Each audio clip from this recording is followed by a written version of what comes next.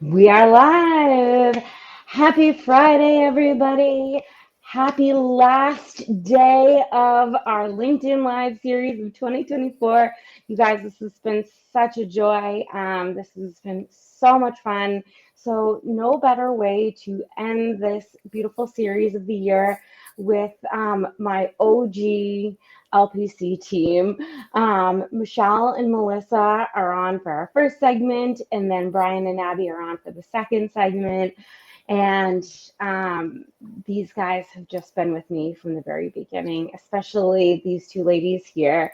So it is absolute joy to have them on the show. So what we're going to talk about today is really, since we've worked together for so long, like what we've seen over the past year that's been successful, what's kind of going by the wayside, and really where we see things going for the future to help you guys as you're thinking about your 2025 plans. And admittedly, kind of an open brainstorming for us as well.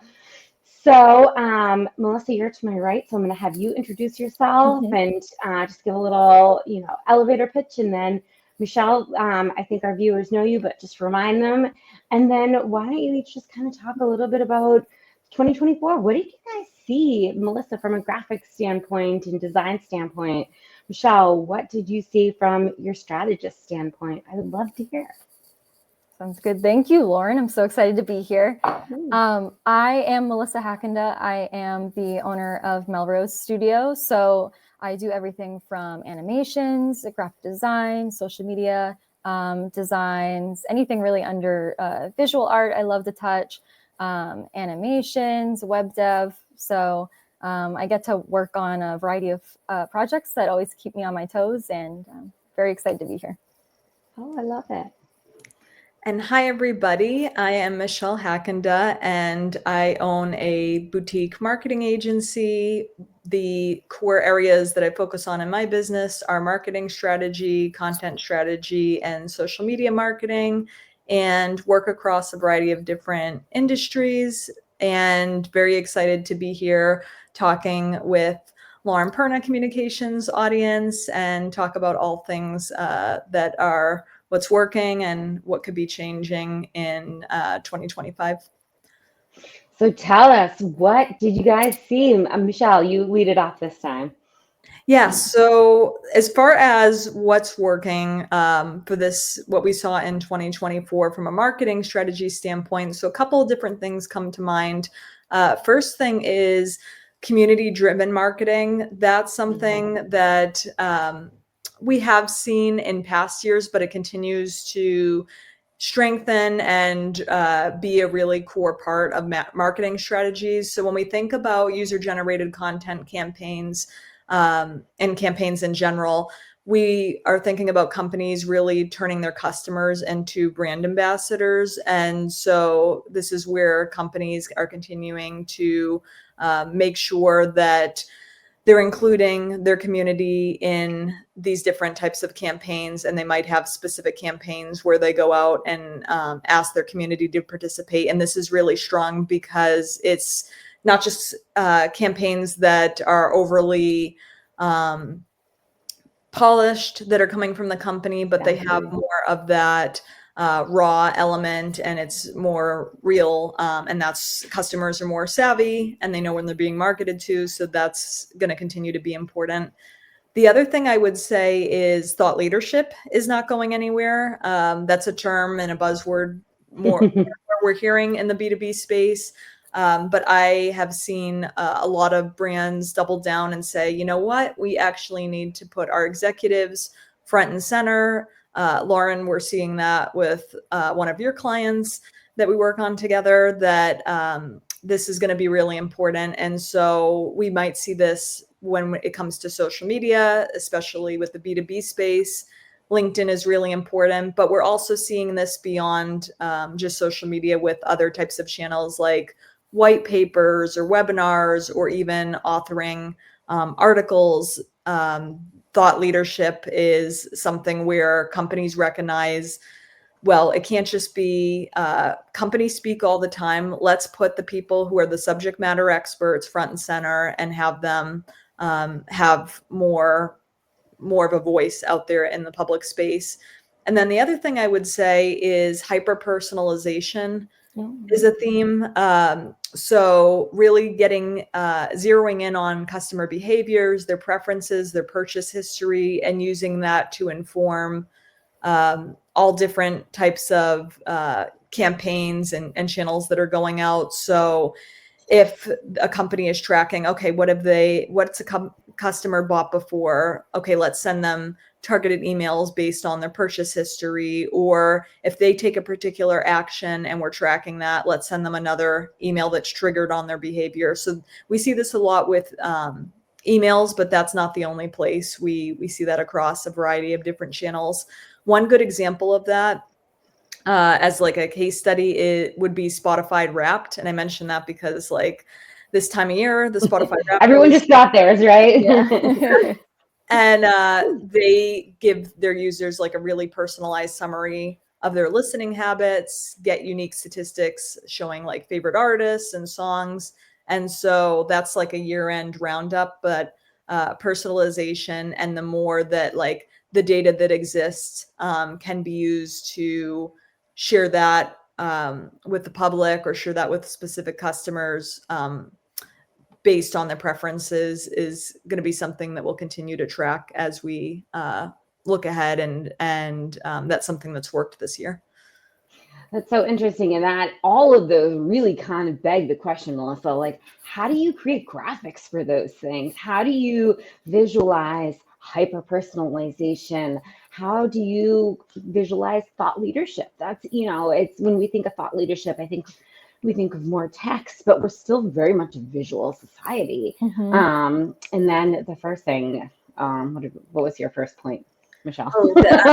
Driven marketing. Yeah, and that too, because as much as it is nice to have something not polished, my thought was, okay, well, if any average person created a graphic for user-generated content, that may not fit in the theme or the vibe or the graphic parameters. So how do all those things match with kind of from your perspective as a visual person?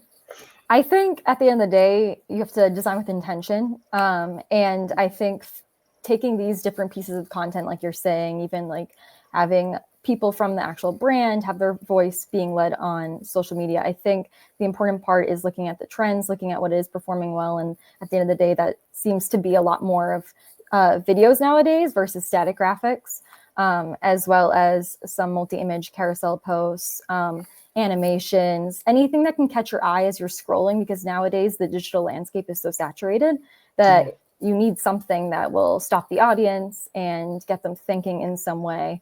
And I think those are like the main pieces of content that have been trending upward this year.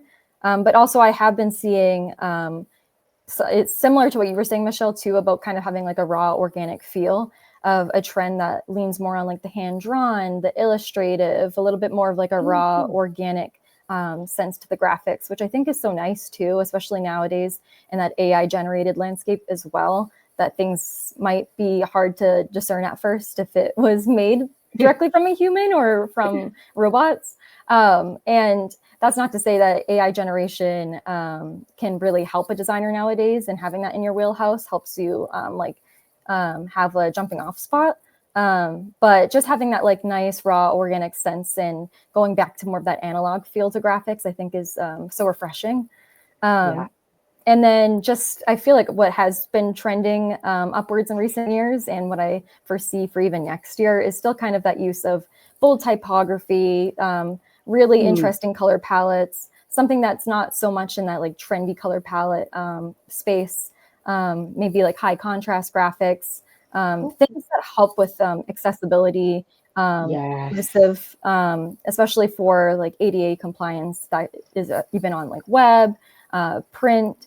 So I think there will still be that lean on more contrast, bold type, something that still catches your eye, and also helps those that might have visual impairments. Oh, I love that. I think that we can all say that the millennial gray trend is a little overdone. So I am personally excited for more colors. Yes, me too. And that's such a good point about AI. And that's what I always say too, is like, it's a jumping off point. It helps us ideate. Michelle, where do you see AI going for us as marketers, as writers in 2025? Do you think it'll be more of a kind of gray area where people don't know what to do? Or do you think we'll have a better grip on it? Maybe both. Yeah, actually, that was on my list for what I see coming for Yay. 2025. So I think what we saw a lot this year, as more and more people are adopting AI tools, it is a jumping off point and a brainstorming point. But I think where it's going to head is actually AI as more of a strategic partner. And what I mean by that is AI had been used a lot for like execution, or like whether that's thinking through like ideas for different campaigns, or like very preliminary like brainstorming for content creation. But where I think it's heading is with all of the different predictive AI tools, it will be used more to help marketers identify trends and like audience shifts and opportunities before they happen. So more for that analysis piece. And we're seeing that with example, like certain tools. I know Sprout Social, from a social media component, they now have an AI feature to like help you. This is more with the content writing. We see Cool. that with LinkedIn, with LinkedIn campaigns. From a paid side, that they have some AI tools, again, mostly with the execution and the writing. But I think we're going to see more and more that AI moves beyond that. It's a place where, okay, you need to really analyze something, you need to make sense of shifts, and it's going to be that partner to help you with the decision making. Not the end all be all. We still need to look at other tools, but I think we will see it move beyond just execution and helping with other components of marketing strategy. Oh, I love that. That's so helpful. Yeah, and you know what? I'm running a Facebook ads campaign, and I feel like every time I go to check on it, Facebook has a new tool for me, and it's always AI based. It's, we analyzed your campaign, and here's 5 things you could do. It's wonderful. It's a little stressful because I'm like, oh my God, Facebook, you're stressing me out. But it's really magnificent to see. I'm always so impressed, and let me tell you, it always works every time. So Facebook's making me look pretty good, which I appreciate. But it's definitely it's a good point. Melissa, what do you see coming down the pike? Yeah, I mean, we talked a lot about video. So what else do you see for 2025? Anything else? I definitely see more of a push for that dynamic animated typography. So kind of like what I mentioned before, still a lean on animation, but more of a typographic view of that, which helps create like a memorable user experience and draw attention. That can be really from anything on social media designs to even just web dev.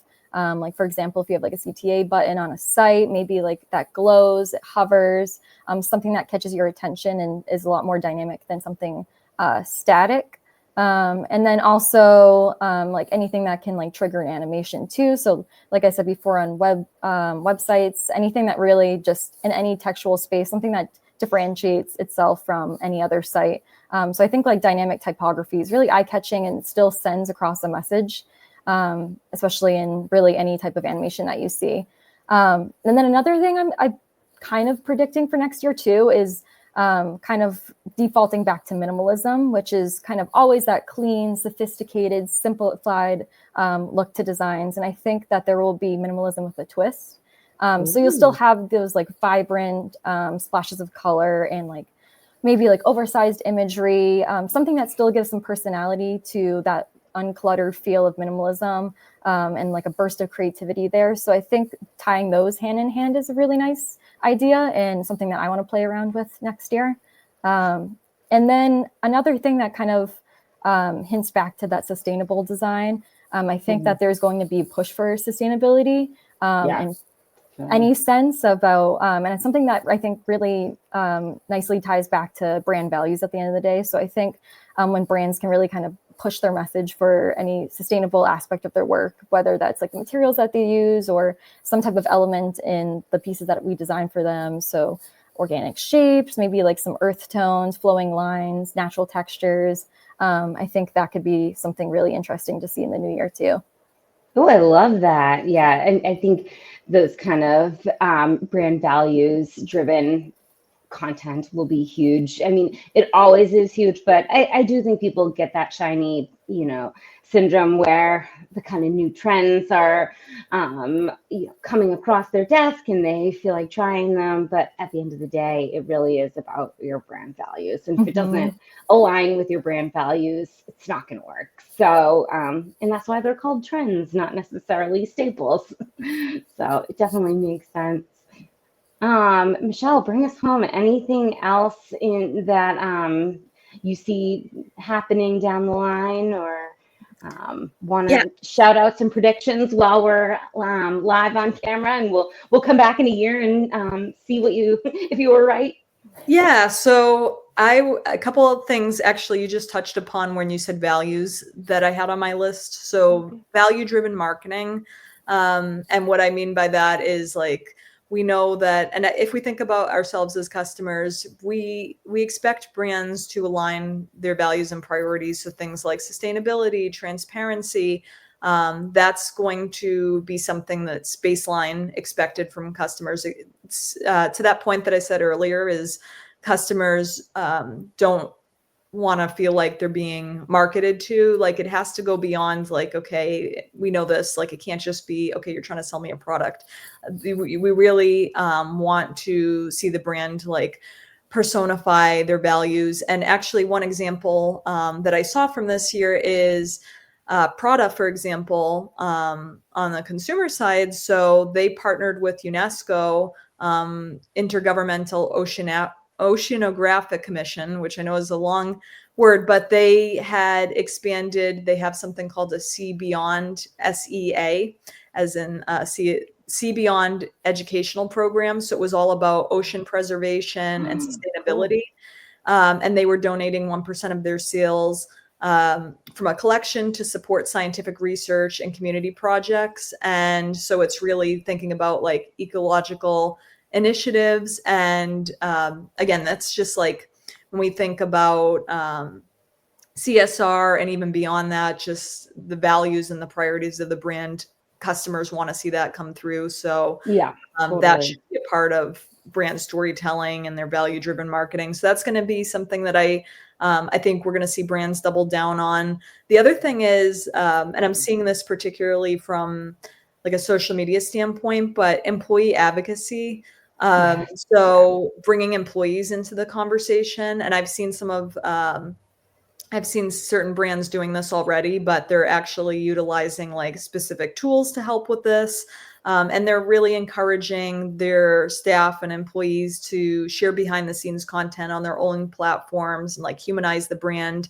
And some of that messaging and storytelling actually will get picked up by the company. But it's really two ways. Like, employees are sharing some of their own messages, but then also like they're helping to amplify at scale some of the company messages. And that's something that their marketing teams are building in to their social media strategy. So I think that's going to be a core piece of what we see in 2025 is like the advocacy, the value-driven marketing, and then AI moving beyond just the execution and also helping with some of that strategic thinking. Yeah, and it's a good point about the employee advocacy, because on LinkedIn, the highest percentage of people that share company posts are employees. So, employees are naturally your best advocates. You might as well, harness that power beyond just sharing your posts. So this was awesome, guys. We are going to pause and bring on Abby and Brian to bring us home about kind of the writing and the SEO. This was a wonderful way to kick off our final session. Thank you guys so much. And we'll just pause 1 second to bring in. Thank you for having us. Yes, thank you. This was so fun. Bye, guys. All right, and we are back with Abby and Brian. Woohoo! All right, so Michelle and Melissa did a beautiful job talking to us about marketing strategy and marketing design and graphics. And now Abby and Brian are going to transition to the other side of marketing. Brian's going to talk a little bit about SEO and where 2024 has been and where he sees 2025 going. And then Abby will talk about the content, copywriting, kind of the communications aspect of marketing. So we'll have the whole picture for you here today, guys. So Abby, you're to my right. Take it off. Tell us a little bit about who you are, what you do, and Brian will have you do the same. And then you guys can talk a little bit about 2024, what has happened in your world. Awesome. Thank you so much, Lauren. I'm so happy to be here with you and Brian today. As you mentioned, my name is Abby. I work in content, copywriting, and messaging. Mostly these days, I partner with small mission-driven businesses and nonprofits. Most of them happen to be in my home state of Massachusetts, which is wonderful. I love that. Yeah. Hi, everyone. So glad to be here today with you, Lauren and Abby. My name is Brian. I am an SEO strategist. I live here in the beautiful but cold state of Maine. My clients tend to range from B2B consulting services to others in the life sciences industry, kind of a range from medium-sized to larger businesses. My focus is largely on SEO content strategy, although I also help with technical SEO and off-page. Awesome. So Brian, then now take us back to 2024. What have you seen this past year? I can't even believe we're hitting the end of it. Where has SEO gone? And in the first part of this conversation, we talked a lot about AI, so I'm sure you're both going to mention that. But tell us, Brian, where has SEO been this past year? Well, AI has been a huge part of the story this year. And to be honest, there's been a bit of a rough going for some people out there in the world of SEO. Google has been doing its best with its algorithm updates to combat things like AI spam. So if you are a website whose business model is based on pumping out as much AI SEO optimized content as possible to try and game the ranking systems, you may have found yourself obliterated by an algorithm update, losing lots of traffic and lots of revenue. So it's been a hard year if that's the way you've been playing the game. Oof. And Abby, how about you? What have you seen 2024 for writing and messaging? Yeah, absolutely. I feel like we're kind of at a point where real expertise and genuinely informative content that really does prompt real conversation is, I'm going to say, back in the sense that, I feel like for a long time, depending, of course, on the industry and on the intended audience, buyer persona, whatever, we kind of relied a lot on more of that, like, I guess, personal storytelling, anecdote storytelling, and then individual influencers having a ton of sway in buying decisions for people.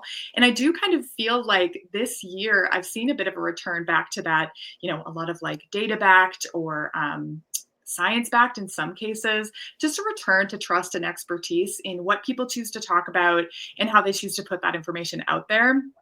But with that on the other side, I do also feel like we've seen a lot of that emotionally aligned messaging, transparency, right? Kind of more authenticity in the content marketing too.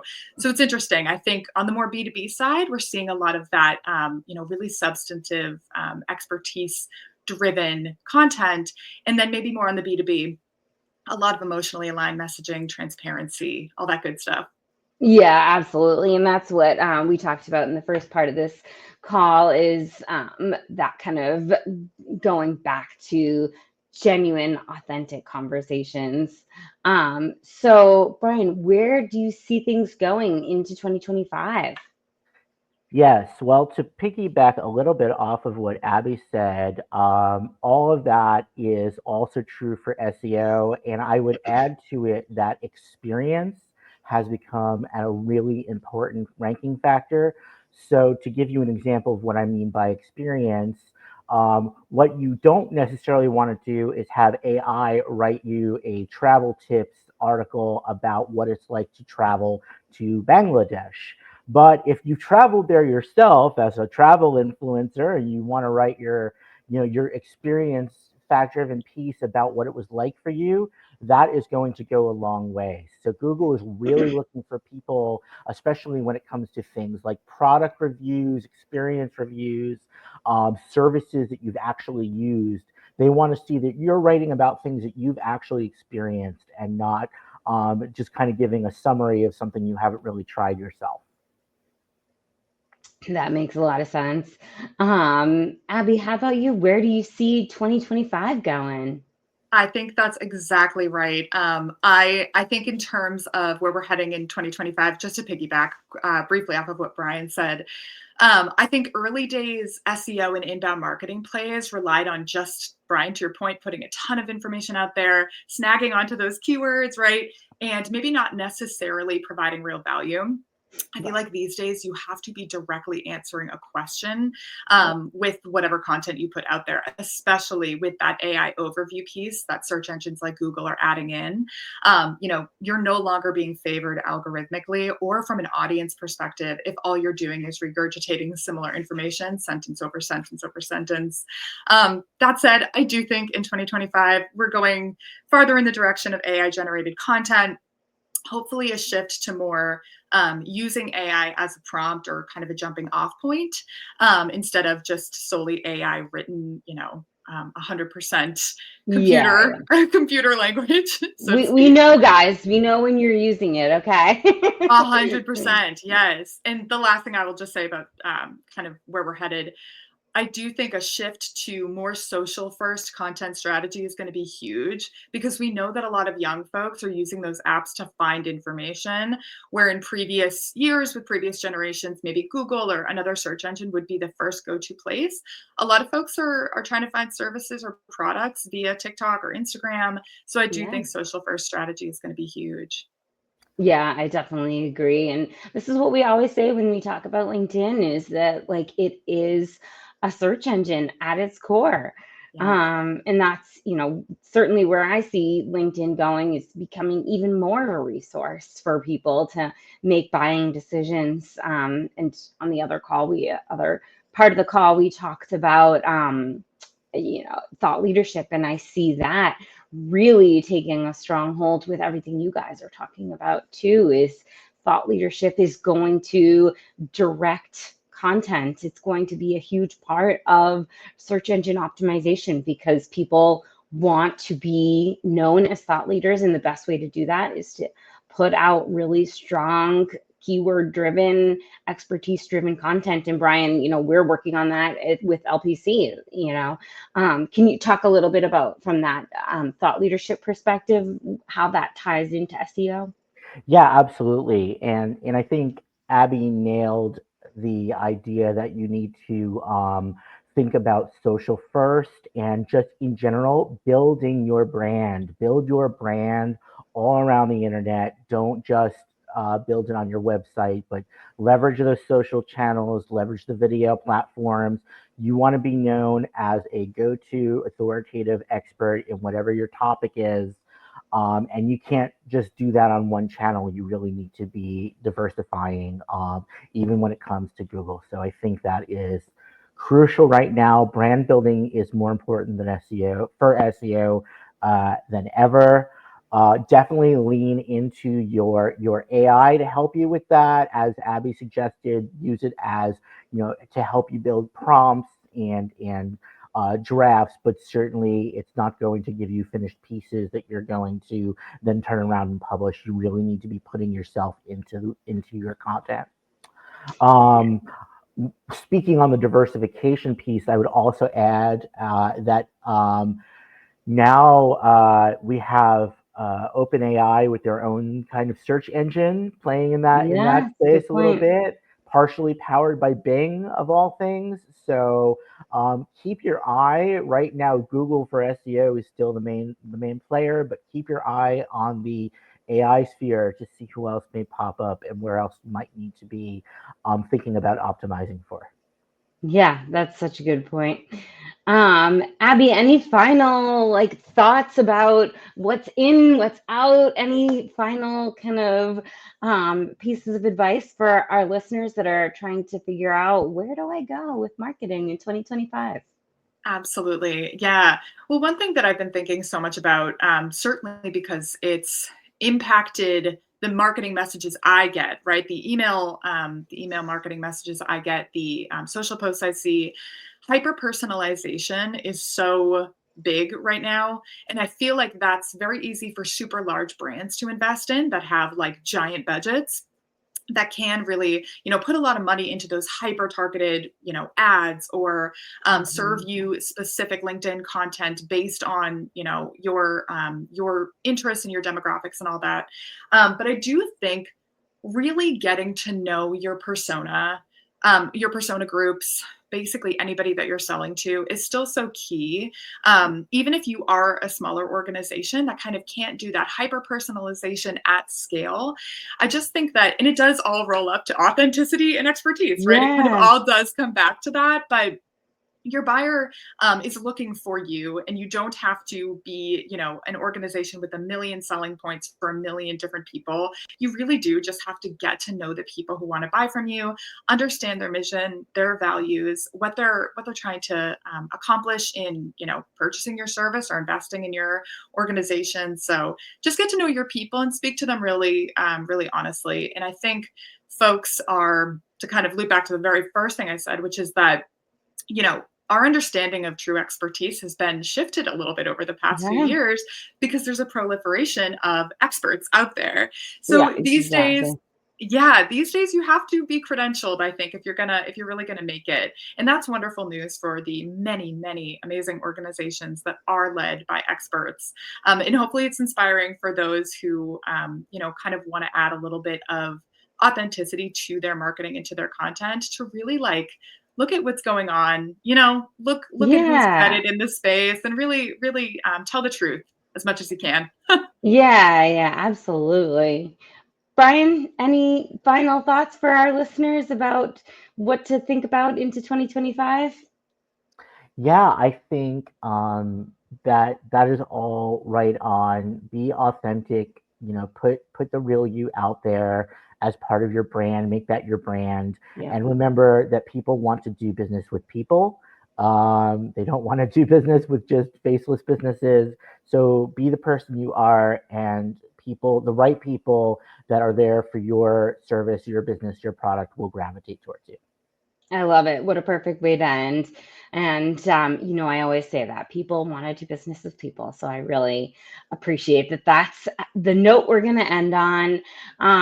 You guys, we are coming back in 2025 with some great stuff, maybe even a new name, but I will not reveal anything just yet. We will leave you hanging over the new year. So you have to tune in come January. Thank you guys so much for being on this beautiful ride with us. Thank you, Brian and Abby, for bringing me home.